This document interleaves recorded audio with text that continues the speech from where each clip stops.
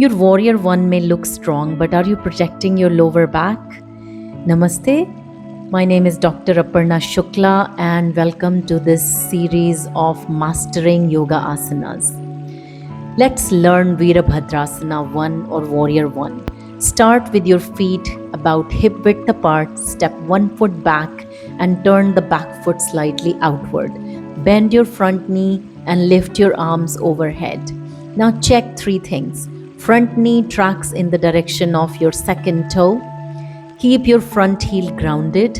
Instead of forcing your hips completely forward, keep your pelvis controlled and gently lengthen your tailbone down. The most common mistake is dumping the pelvis forward and arching the lower back. Don't push your hips towards or forward just to make the pose look deeper. How do you correct that?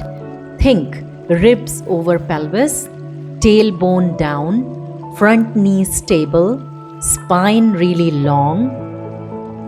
So, warrior isn't about forcing your body, it's about creating strength and stability.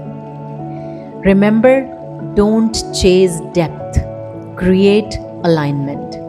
That's your warrior one.